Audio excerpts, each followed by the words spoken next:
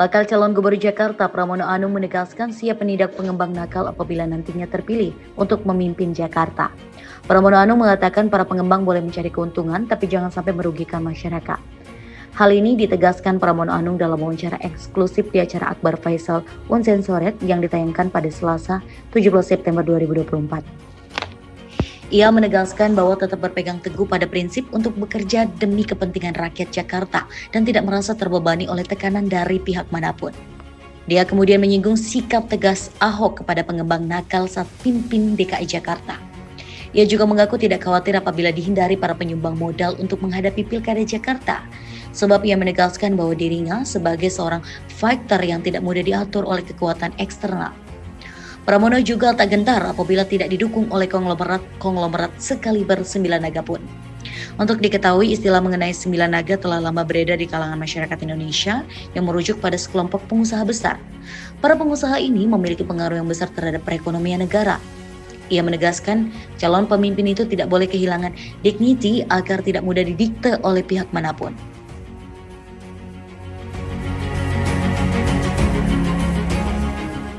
Itu IKN akan menjadi dilanjutkan. Tapi realitasnya adalah tentu saja saya berbicara dengan banyak orang. Katakanlah untuk tahun 2025 nantinya ada risiko-risiko finansial, risiko-risiko budget yang akan kita hadapi. Ada utang kita yang 800 triliun ya sudah jatuh tempo dan segala macam. Itu akan mempengaruhi mekanisme yang sedang kita bahas ini.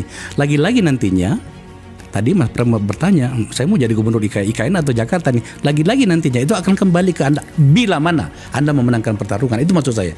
Ya pasti menurut saya 5 tahun ke depan di era pemerintahan gubernur yang terpilih sekarang ini, pasti heavy-nya, epicentrumnya masih di Jakarta. Ya. Sehingga itulah yang tidak bisa terhindarkan. Walaupun siapapun yang jadi presiden, dibangun secepat apapun tidak bisa kemudian seperti membalikkan tangan. Dan itu realitas yang ada. Menurut saya kemajuan IKN sudah luar biasa. Tetapi problem real di lapangannya itu kan begitu kompleks. Nanti persoalan bagaimana persiapan air, lapangan terbang, kesehatan dan sebagainya. Sehingga lebih penting Jakarta dilakukan perbaikan persiapan supaya gubernur, mudah-mudahan gubernur yang baru terpilih di Jakarta itu yang tidak mikir mercusuar tapi bekerja di bawah yang menyelesaikan persoalan di bawah. Ya, tampaknya memang kita bicara tentang itu ya. Masa saya sebagai yang mengarahkan. Saya mencoba untuk membawa Mas Pram. Tapi itulah, beginilah kalau kita bicara sama politisi senior. Oke, saya ikuti logika itu. Bahwa tampaknya memang Jakarta tidak akan berubah seperti yang kita perdebatkan di ruang politik dan sosial. Sekencang itu ya, maka Jakarta akan masih seperti dulu. Oke, saya ikuti logika itu. Cuman kami terbiasa agak in-depth di sini Mas Bram. Saya nggak tertarik lah bicara tentang fisik. Menurut saya Jakarta itu sudah masuk pada kategori kota metropolitan beneran gitu ya.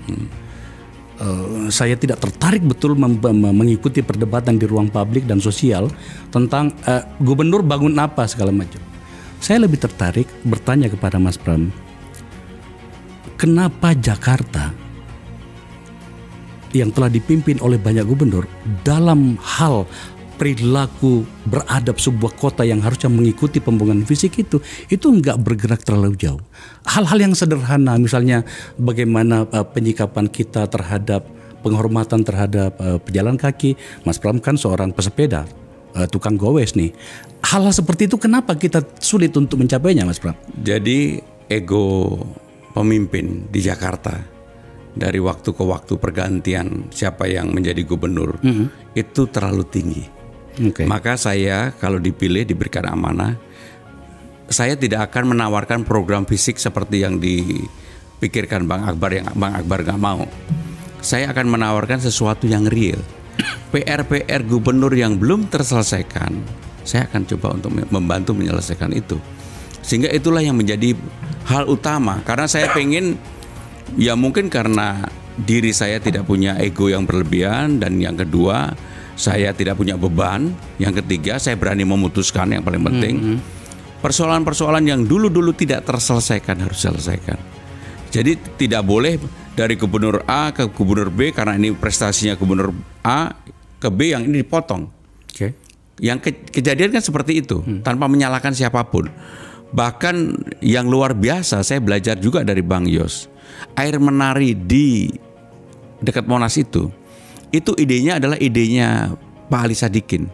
Tapi yang mengeksekusi adalah Bang Yos. Maka dengan demikian saya akan mencoba memetakan persoalan-persoalan gubernur yang dulu-dulu yang tidak terselesaikan, saya akan selesaikan. Selama itu bisa memberikan kesejahteraan, kenyamanan, kebahagiaan bagi warga Jakarta. Seperti apa, Mas? Contoh, Mas Anies telah membuat yang namanya JIS. Apapun terlepas dengan berbagai kritik yang ada, JIS sudah ada dan ini fenomenal. Tetapi persoalan JIS adalah infrastruktur. Ketika kemarin Bruno Mars main, orang pulang itu rata-rata ngeluhnya karena ojeknya nggak ada, jalan kaki 2-3 kilo, perlu waktu 1,5 sampai 2 jam untuk itu. Maka dengan demikian orang harus berpikir bahwa nanti kalau MRT sampai Ancol harus ada dari Ancol sambungan langsung yang mudah sampai JIS, sehingga orang beraktivitas di JIS, mau nonton konser, mau sepak bola, itu akan mudah.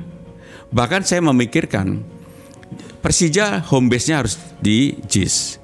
Dan JIS harus ada tempat untuk orang hangout, berkumpul. Tempat untuk misalnya lah Jackmania Center, orang untuk menjual merchandise dan sebagainya. Kalau itu terjadi maka ada perubahan yang mendasar. Bahwa peninggalan Mas Anies yang memang belum selesai karena dia 1 periode, itu ada yang menyelesaikan. Misalnya Pak Ahok. Pak Ahok banyak sekali. Rumah susun, Kalijodo aja lah yang paling utama. Yang dulu dari tempat haram jadah menjadi tempat yang akhirnya bisa menjadi tempat terbuka untuk masyarakat umum. Sekarang udah nggak lagi. Nah yang begini harus dilakukan perbaikan kembali. Fungsi apa yang dimimpikan Pak Ahok tentang Kalijodo harus dikembalikan. Pak Ahok meninggalkan misalnya Semanggi. Kalau kita bersepeda atau kemanapun, kita mau lewat mana? Lewat Ahok. Legasi itu dia terima. Tetapi ini kan belum selesai. Sehingga apa yang sudah baik di Pak Anies, apa yang baik di Pak Ahok, bahkan di Pak Foke maupun Bang Yos, saya akan teruskan. Termasuk yang sederhana aja. Bang Yos dulu memikirkan bahwa ada yang namanya balai rakyat. Tapi per kecamatan. Kemarin saya turun ke bawah di Kelapa Gading. Di kalangan orang tidak mampu, untuk menikahkan anak saja nggak punya uang, rumahnya gang sempit. Gimana bisa mengundang tetangga? Nggak mungkin. Maka harus ada yang namanya balai rakyat. Balai rakyat itu diperuntukkan bagi rakyat siapa saja yang mau memakai. Tentunya kosnya serendah mungkin. Ditungguin oleh pasukan oranye 2 atau 3 orang yang bertanggung jawab untuk membersihkan setiap hari, sehingga terkelola dengan baik. Jadi hal-hal kecil seperti itulah yang harus diteruskan. Bukan kemudian misalnya membuat hal yang mercusuar. Jadi saya akan lebih detail menyelesaikan itu, termasuk diskusi saya dengan tim ahlinya Bang Yos tentang transportasi. Kan saya pengen tahu 15 koridor yang dulu dipersiapkan untuk koridor Transjakarta itu semangat awalnya bagaimana, yang kemudian oleh Mas Anies disambungkan dengan Jaklingko. Nah, hal-hal kecil seperti itu selalu ego gubernur atau kebijakannya terputus, tidak dilanjutkan. Nah saya kalau diberi amanah yang begitu saya akan lanjutkan. Termasuk yang Pak Ahok tinggalkan di balai kota, orang memberikan laporan, bisa langsung berdialog dengan gubernur wakil gubernur dulu di balai kota, curhat secara langsung. Kan terus tiba-tiba nggak ada, maka harus diadakan. Dan Pak Anies pada waktu itu membuat laporan secara online. Nah yang online sama yang ini dua-duanya dikelola. Menurut saya itulah yang kemudian menjadikan saya, salah satu titik lemah kenapa Jakarta nggak bergerak yang luar biasa. Karena memang selalu kebijakan itu terputus. Termasuk kasus Kampung Bayam yang sensitif di JIS. Padahal sudah diputuskan, sekian kakak harus dikembalikan ke tempat yang sudah diputuskan.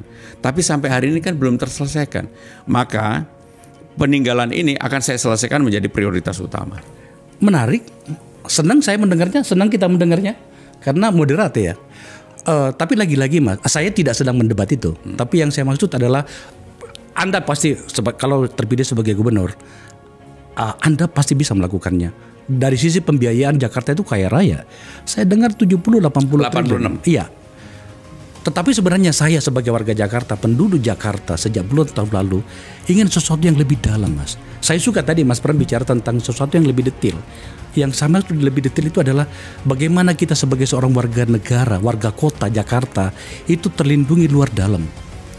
Keamanan lah segala macam, hingga untuk urusan yang paling sepele, jalan raya orang bisa melawan arus dengan sederhananya, dengan santainya tanpa merasa bersalah. Hal-hal seperti itu yang saya maksud, Mas. Jadi saya, Bang Akbar, kalau diberi amanah akan memulai dari yang kecil-kecil, dari bawah. Contoh lah, semua pengembang yang ada di Jakarta ini begitu sudah 10-20 tahun lepas tangan. Maka kalau dilihat potret pengembang yang ada, maka mereka begitu keluar sedikit terkoneksi dengan fasilitas yang dikelola oleh pemerintah daerah, itu sudah berbeda banget. Nah, yang begini-begini tanpa menyebut nama ya, karena ini terjadi di semua daerah. Kenapa tidak bisa dibereskan? Karena apa? Pengembang merasa itu sudah menjadi tanggung jawab pemerintah provinsi, sementara pemerintah provinsi menganggap ini masih menjadi tanggung jawab. Dulu sebenarnya Pak Ahok sudah merumuskan itu, membuat pergub untuk mengatasi itu. Saya kalau diberikan kesempatan